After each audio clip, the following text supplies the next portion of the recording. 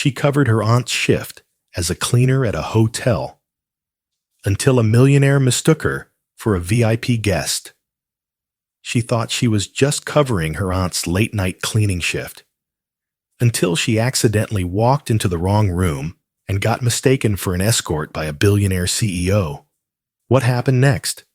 A confrontation so humiliating it shattered her, and a guilt so unexpected it shook him to his core. But that was only the beginning. What if one misunderstanding sparked a story that would change two lives forever? What if a man who had everything was undone by a woman who had nothing but heart? Stay with us. You won't believe how this night turns into a journey neither of them saw coming. Before we begin the story, leave a comment below. Tell us where you're watching from, and subscribe to our channel so you don't miss our latest stories. Enjoy the story. The rain came in sheets, washing the quiet streets of Paris in a silver blur. Atop the 5th floor of a crumbling apartment block near Belleville, Clara Bennett sat hunched over her medical textbooks, the flickering bulb above her barely keeping pace with her eyes. She had read the same line on renal filtration 3 times without absorbing a word. The looming scholarship interview at Sorbonne Medical weighed on her, a beacon and a burden all at once. Her life, her aunt's sacrifices, and every sleepless night boiled down to this one opportunity. When the phone rang, she almost ignored it, but when she saw the name, Aunt Rosa, her breath caught. "Auntie?" she answered quickly, concern tightening her voice. There was a pause, followed by a shaky breath. "Clara, I fell. My ankle, it's swelling fast. I can't walk." Clara stood up, heart thudding. "Are you home? Should I call someone?" "I'm home," Rosa whispered, clearly in pain. "But tonight, my shift. They'll cut my contract if I miss again. The Valenfort is strict. I'm assigned to the top floors, VIP suites." Clara's heart clenched. Rosa had worked for 5 years at Hôtel du Valenfort, the most prestigious hotel in Paris. She cleaned the rooms of celebrities, diplomats, and titans of business, her pride and only steady income. "Let me go," Clara said, before she could overthink it. "What? No, your interview." "I'll study after. I've got the routine memorized anyway." Clara exhaled and turned toward the narrow hallway. Just this once. Within minutes, she was dressed in Rosa's uniform, slightly oversized and worn at the seams. Her chestnut hair was tied low, like her aunt's, and she clipped Rosa's ID badge onto her collar. The storm hadn't slowed when she stepped out. Umbrella in hand, she boarded the last bus toward the glowing lights of central Paris. The Grand Valenfort stood like a fortress of gold and glass, a world apart. Clara entered through the service entrance, where the air smelled faintly of lemon polish and discipline. A supervisor barely glanced up. "You're Rosa's stand-in? You're late," Clara nodded. "Executive floors, 10th and 16th. 2 last-minute checkouts. Be thorough." She pushed the cart into the elevator, her hands trembling. The 10th floor opened with a soft chime. Even the hallway was a dream, carpeted in deep navy, silent as snowfall, trimmed in gilded edges. She focused on her list. Room 1003 was empty. She entered, moving like a ghost. Trash bins, towels, toiletries, precise, practiced. Her aunt's voice echoed in her head. "Clean like it's a heart surgery. Precision earns trust." Just as she finished the last pillow arrangement, the walkie-talkie crackled. "Emergency reset. Imperial Suite, 16th floor. Guest checked out early. Need fast turnover." Clara hesitated, then replied, "I can take it. Room 1601, the Imperial Suite." Her pulse quickened as the elevator ascended. When the doors opened, the 16th floor felt more like a royal gallery than a hotel. Only 4 rooms, spaced like private apartments. Sculptures lined the corridor. Soft piano music floated from hidden speakers. She paused outside the double doors of the imperial suite. A golden placard read, La Couronne. Inside, her breath caught. The suite was stunning. Vaulted ceilings, walls paneled with dark wood, a fireplace still warm, and velvet curtains drawn back to reveal the glowing Eiffel Tower beyond the rain-streaked glass.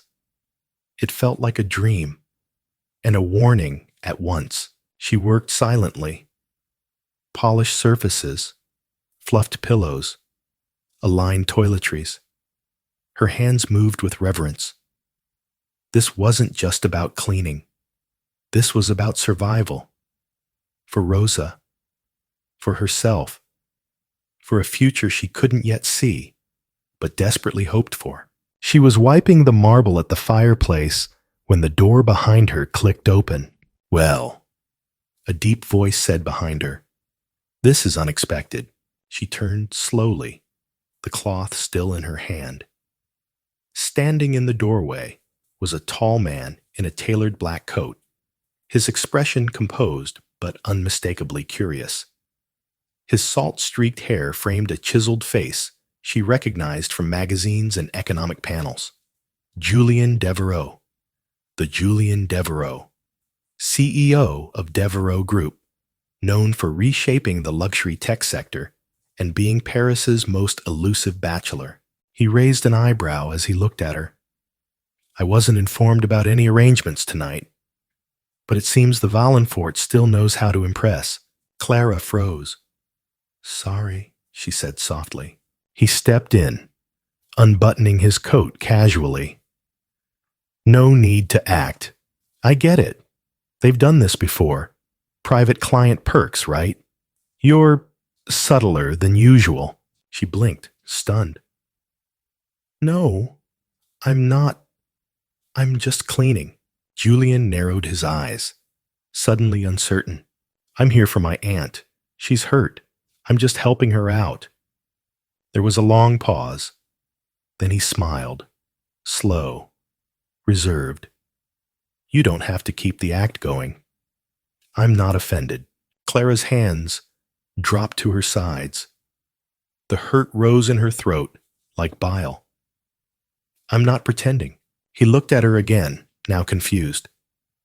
"You're really a cleaner?" She stepped back, the humiliation sharper than the storm outside. "I don't know what you thought I was, but I'm not it." She turned toward the door. "Wait," he said. But she was already gone, leaving behind Rosa's ID and the cleaning cart. Julien stood in silence, the click of the door echoing behind her. He looked down at the ID badge now resting on the carpet. Rosa Bennett. The realization hit like cold water. He had made a mistake that would haunt him, a mistake he wasn't sure he could fix, and it was only the beginning. If this story moved something in your heart, stay with us. Part 2 is just around the corner. And trust me, you won't want to miss what happens next. Subscribe now to follow Clara and Julien's extraordinary journey, where misunderstanding leads to revelation, and one night changes everything. Julien Deveraux didn't sleep that night. The storm outside had faded to a whisper by dawn, but inside his suite, the air was heavier than it had been in years. The velvet curtains remained drawn, the room untouched since she fled. He hadn't moved the cleaning cart. Rosa Bennett, the badge had said. But the girl wasn't Rosa. She was younger, hesitant. Her voice still echoed in his ears, cracked with humiliation, brittle with dignity. He wasn't unfamiliar with women using charm to gain access, some subtle, others not. But this had been different. He'd seen it too late. The tremble in her hands hadn't been performance. It had been pain. And when she turned away from him, it wasn't with a smirk. It was with tears. Julien sat at the suite's desk, her ID badge in one hand and his untouched phone in the other. He tapped a button. "Alain," he said to his personal assistant, who answered without delay. "Yes, sir? I need everything you can find on Rosa Bennett. Staff records, home address, emergency contacts." Quietly. There was a pause on the other end. Understood. 2 hours later, Julien sat in his private office within the hotel, a thin manila folder in front of him. The information was basic. Rosa Bennett, age 59. Employed at Hotel de Valenfort for 6 years. Excellent record. One dependent, Clara Bennett. Clara. The name landed softly, but firmly in his chest. He remembered the curve of her jaw, the way her voice shook as she said, "I'm not pretending." Not once had she asked for anything. Not once had she even met his gaze with anger, only disbelief. He closed the folder and stood. The narrow street of Rue du Rocher, where Clara lived, felt like another universe. The buildings leaned close to one another, painted in fading blues and worn yellows. Nothing like the glass towers Julien normally inhabited. He found the address, a small flat above a boulangerie. The scent of baking bread and rosemary filled the air. He knocked. It took a moment before the door creaked open. A woman in a bathrobe, leaning on a cane, blinked up at him in surprise. "Madame Bennett?" he asked gently. She blinked, then narrowed her eyes. "You're him, aren't you?" "I suppose I am. Come in," she said with a sigh. "If you've come to make trouble, I'm already too tired to care." Julien stepped inside the modest apartment. Everything was neat, carefully arranged. A teapot steamed on the stove. Books and medical journals covered the coffee table. "She didn't tell me who you were," Rosa said as she sank into the armchair. "But I recognized your face. You're all over the papers." Julien didn't sit. "I made a terrible mistake." Rosa waved a hand. "You're not the first to mistake a working girl for something less. You just happened to do it to one who still believes in dignity." "I came to apologize," he said softly. "She won't want to see you," Rosa said, not unkindly. "She's proud, hurt. I don't blame her." Rosa studied him for a long moment. "You made her cry, Mr. Deveraux." He looked away. "I know. She's got a scholarship interview this week. She nearly skipped it because she didn't want to leave me unattended." Her voice cracked. "She didn't sleep for 2 nights after what happened." Julien felt something twist inside his chest. "She did it for me," Rosa whispered, "and you made her feel like she was nothing." Silence fell heavy between them. "I need to see her," Julien said eventually. "She's at the clinic on Rue Saint-Lazare," Rosa said. "Volunteers after class. Room 107. Clara hadn't expected her afternoon to shift. She had just finished checking the blood pressure of an elderly patient when the door opened and someone stepped in. Someone who didn't belong. Julien stood there, holding his coat with both hands. No entourage, no ego. Just a man with regret plain in his eyes. Her heart stopped for a second. "I won't stay long," he said. She looked down at the clipboard in her hands. "You shouldn't be here." "I know." She set the clipboard down and crossed her arms, keeping a distance. "If you came to offer money, I don't want it." "I didn't." She blinked. "Then what?" "I wanted to say I'm sorry, in person, not as a CEO, not as a man used to being right, but as someone who saw you, misunderstood you, and has thought of little else since." She said nothing. "I saw the footage," he added quieter now. You worked like someone who knew every inch of that room. Someone trying to do a good job, not impress, not seduce, just help. Clara swallowed hard. I shouldn't have been there. That's not true. You should have been seen for what you were. Someone who stepped in out of love. The room buzzed with fluorescent light. Her eyes stung. You don't owe me anything, he said. But I needed to tell you that you changed something. In me. She looked at him then. Really looked. And saw the man behind the power. No condescension. No polished performance. Just Julien. Sincere. Still slightly uncertain. Like he was stepping outside his comfort zone for the first time. People like you don't say sorry, she whispered. I didn't think I needed to, he replied. Until I met someone who reminded me how small power is compared to character. She didn't reply. He turned to go, then paused. If you ever feel like talking over coffee, just coffee, I'd be honored. And then he left, just as quietly as he'd come. Clara sat in the empty room for a while. Her hands trembled, not from fear this time, but from something else. For the first time in days, the weight on her chest lifted slightly. Maybe people could change. Maybe not everyone in suits saw the world in categories. Maybe this wasn't an ending, just a door softly open. 3 weeks had passed since the quiet apology in the clinic, but Julien hadn't faded into a memory. His presence lingered in Clara's thoughts, like the last echo of a song that meant something. He hadn't pushed, hadn't reached out again. That should have brought her peace, but instead, it left space for a strange curiosity to grow. On a late afternoon, the kind where Paris sunlight filtered through campus trees like soft gold, Clara found herself at her favorite corner cafe, La Petite Voix, just off Rue Mouffetard. She always came here when she needed quiet, when the weight of lectures and cleaning shifts and application essays threatened to spill over.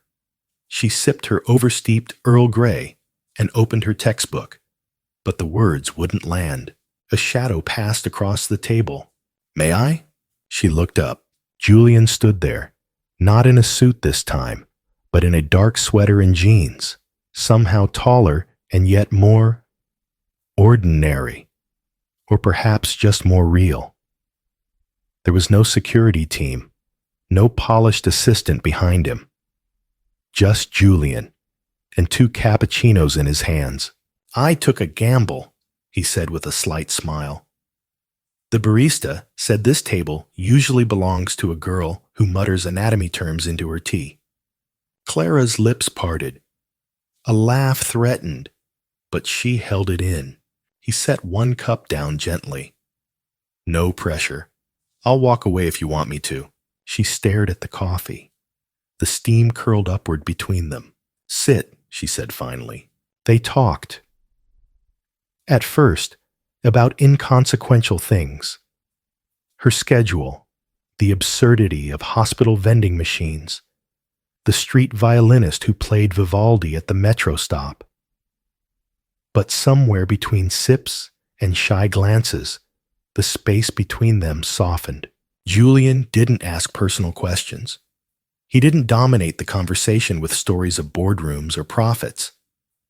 Instead, he listened, really listened. When Clara spoke about the pressure of being a first-generation student, about the guilt of not being able to save everyone, about her fear of losing herself in the system she wanted to heal. You're not cold like I expected, she said quietly at one point. He tilted his head. You expected cold? She shrugged. People with money usually carry frost on their shoulders. Julien smiled faintly. But there was no amusement behind it. There's a kind of loneliness in success no one warns you about, he said. Eventually, you stop expecting to be seen without it. Clara looked at him, really looked. And what do you want to be seen as? He hesitated. Then, human. Just that. It was a strange answer from a man whose last name was synonymous with precision and strategy. But it made sense. And something in Clara softened at the honesty. That cafe became their unspoken meeting ground. Once a week, sometimes twice, always unplanned. Sometimes they talked for 10 minutes, other times for an hour.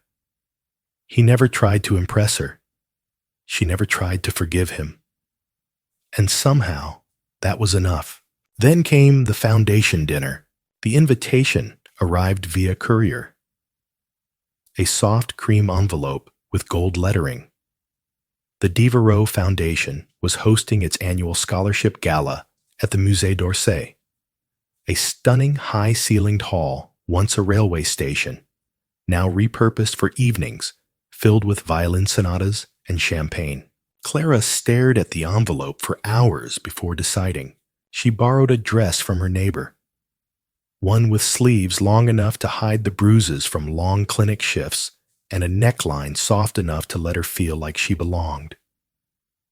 When she walked through the museum's glass doors, the chandeliers caught the shimmer in her hair, and for a moment, no one knew she wasn't one of them. Julien stood across the room, speaking with a board member, but the moment his eyes found her, the air changed. He excused himself mid-sentence and crossed the floor toward her. "You came," he said, not hiding the surprise. "I'm as shocked as you," she admitted, but there was a smile tugging at her lips. He offered his arm. "Come. There's someone I want you to meet." She expected business partners, benefactors, maybe an ambassador or two, but instead, he led her to a corner where a small group of students stood, nervous, hopeful, underdressed for the room. They were applicants to the Deveraux Humanitarian Fellowship, the very program she'd helped revise with him over coffee. Julien introduced her simply. "This is Clara Bennett," he said. "She reminded me why this foundation exists." Clara blinked. "You don't have to," he interrupted softly. "You already did." Later, as speeches were made and applause echoed through the marble halls, Julien stood at the podium. He spoke not about profits, but purpose. "I once believed impact was measured in numbers," he said. "But recently, I learned that true impact often begins with being wrong, with being humbled, with learning to listen again." He didn't name her. He didn't need to. Clara stood near the back, a flute of untouched champagne in her hand, and for the first time in a long while, she didn't feel like a girl pretending to belong. She felt like someone who had earned her place, not through performance, but through persistence. That night, they didn't say much. He walked her home through quiet Paris streets. The city was hushed, the Seine whispering against the stone embankments. When they reached her building, Julien stopped. "I don't want to undo what we've built," he said quietly. "But if there's room for something more, I'd like to try." Clara looked up at him. "You're not the man I met that night." "No," he agreed. "Thanks to you." She didn't answer. She just reached for his hand and held it. And the world tilted again. This time, towards something unexpected, towards something that might just be real. The days that followed the gala fell into a strange rhythm, somewhere between the familiar and the unfamiliar. Clara returned to her clinical rotations, her lectures, her tiny apartment with windows that rattled when the wind rose. Yet something within her was shifting, even if she couldn't name it aloud. Julien didn't try to define it either. He simply remained. He sent her texts, brief and never intrusive. Sometimes it was an article she'd find useful, or a photo of a sunrise over his terrace with the caption, "Looks like the kind of light you'd paint if you were a painter." Sometimes it was nothing more than, "How did the kids do today?" referring to the pediatric cases she often talked about. Each message was a thread, gently tying their worlds together, and Clara, carefully, cautiously, let it happen. One afternoon, she found herself in the quiet courtyard behind the hospital, an untouched sandwich on her lap, reading through patient notes. Julien appeared at the edge of the garden, holding 2 coffees and wearing that unassuming look he'd perfected around her, the one that made him feel less like a billionaire and more like a man who had finally remembered how to just be. "You're early," she said. "I was nearby," he answered. Clara arched an eyebrow. "Nearby as in 6 blocks away or across the city?" "Define near in emotional terms," he replied, and she smirked despite herself. They sat in the quiet for a while, sipping coffee, as children's laughter spilled faintly from the pediatric wing's open windows. A breeze stirred the pages of her notebook. "Do you ever regret it?" she asked suddenly. He turned to her. "Regret what?" "All of it. The money, the name, the empire." Julien was quiet for a long time.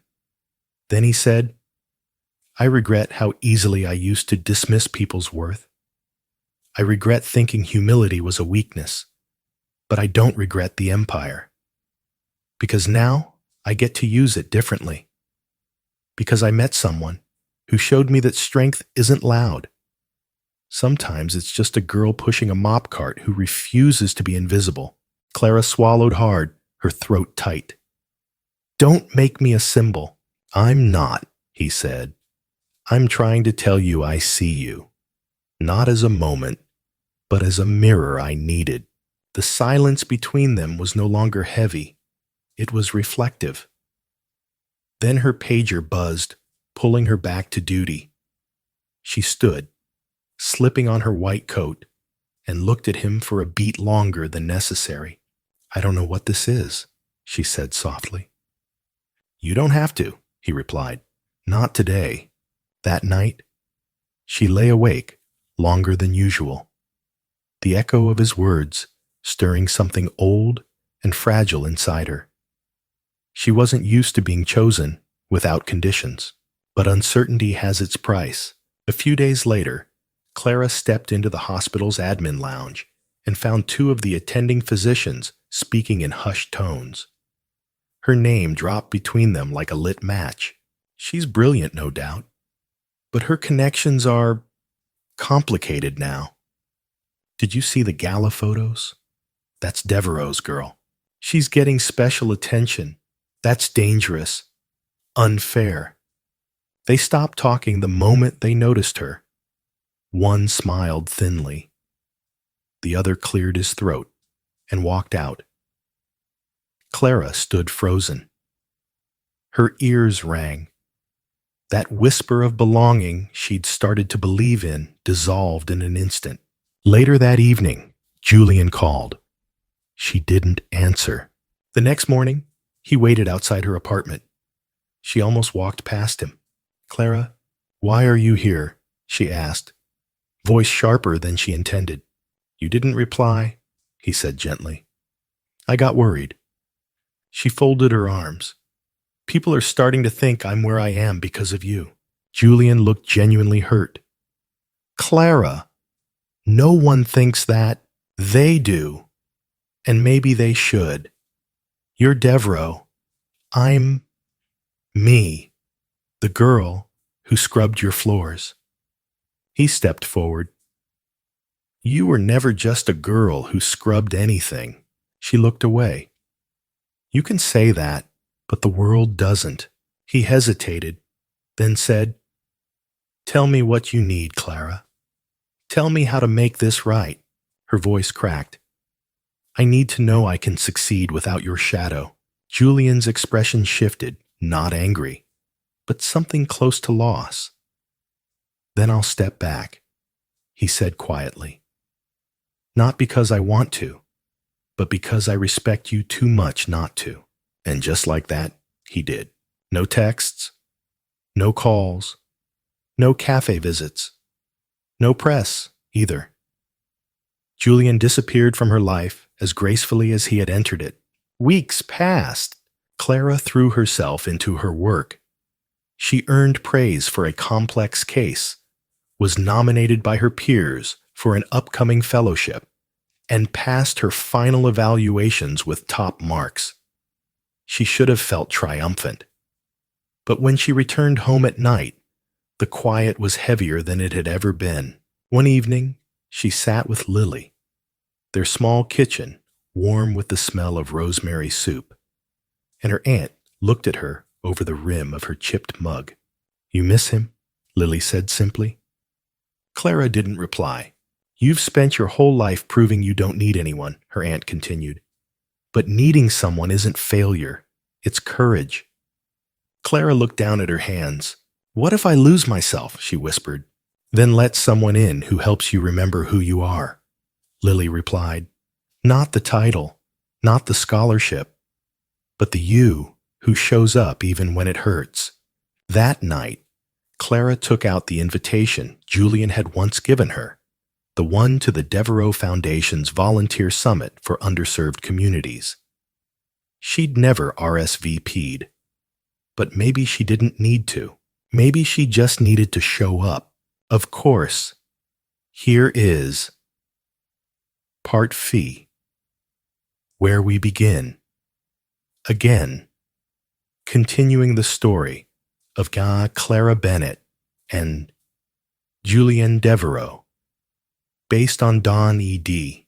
The morning of the Deveraux Foundation's Community Summit dawned crisp and golden, the kind of late spring day that coaxed even the city's most guarded hearts into blooming.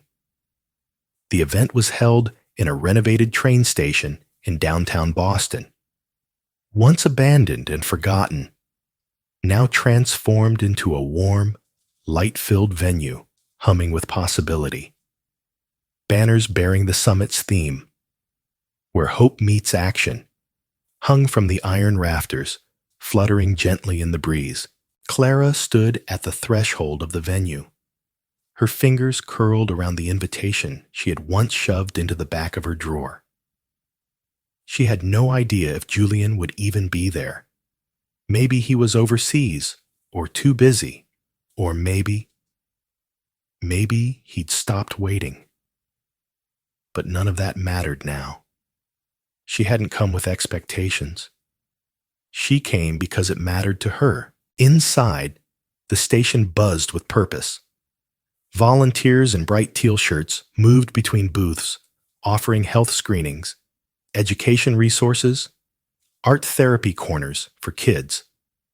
Clara recognized many of the faces: doctors from her rotations, social workers, community leaders she'd met through her aunt's clinic, and yet none of them knew what it had taken for her to walk through that door. She moved slowly through the crowd, stopping to ask questions, offer suggestions, even roll up her sleeves at the immunization table when a nurse fell behind. She didn't try to stand out, but she didn't shrink either. For the first time in weeks, she felt like herself again, whole, grounded, useful. Then, just as she was helping a child choose a Band-Aid shaped like a dinosaur, she felt the shift. The room didn't go quiet. No dramatic hush fell. But something in the air shifted, and Clara turned instinctively toward the mezzanine above the main floor. Julien was standing there, his hands clasped behind his back, speaking quietly with one of the foundation's directors. He wore no tie, just a white shirt with the sleeves rolled, and the weight of someone who had been building something, not overseeing it. His eyes scanned the room slowly, and then he saw her. Their eyes locked. Julien excused himself and moved with purpose, not rushing, not hesitating. Clara stood still until he reached her, and for a moment they simply looked at each other. "You came," he said, his voice lower than she remembered, as if he wasn't sure she would. "I did," she answered. I wanted to see what you've been building." He smiled, but there was something cautious in it, like a man holding his breath. "What do you think?" Clara gestured around. "It's extraordinary and real." There was a pause.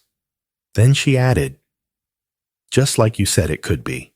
He studied her, then said quietly, "I meant what I told you last time. I didn't step away because I wanted distance. I stepped away so you'd never have to doubt who you are." Clara's throat tightened. "I never doubted it, Julien. I wasn't ready to share it." Julien nodded slowly. "And now?" She looked around again, at the volunteers, the children, the elderly couple reading pamphlets at the health table, then back at him. "Now, I know I don't have to give up who I am to walk beside you." The tension in his shoulders eased.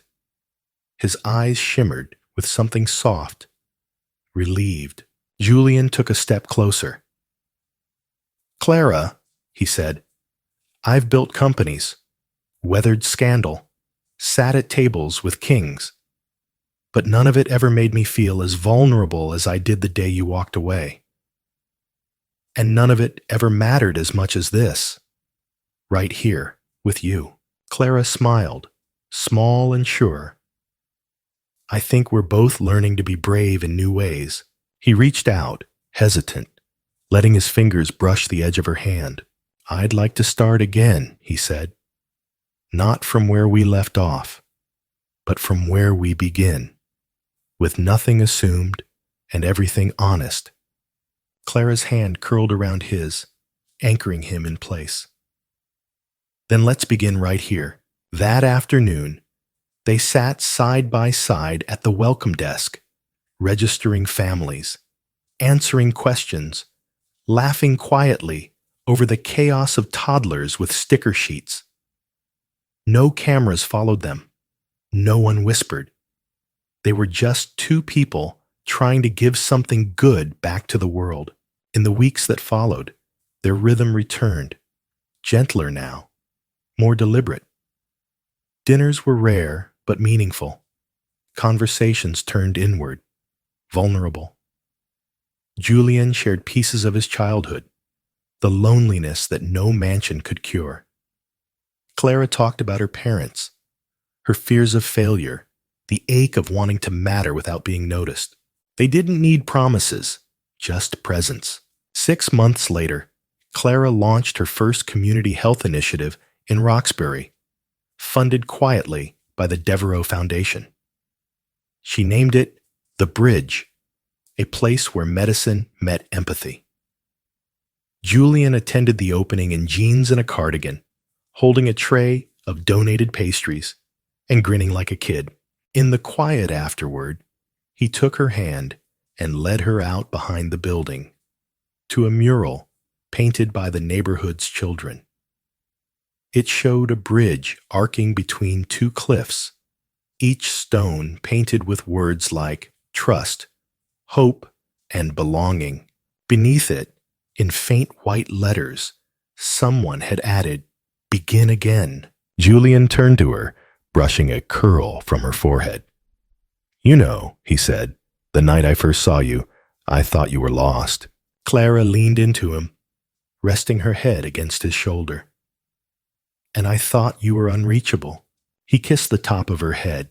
"Turns out," she whispered, "we were just waiting to be seen." And beneath that mural, under a sky woven with the last light of day, Clara Bennett and Julien Deveraux didn't fall in love. They chose it.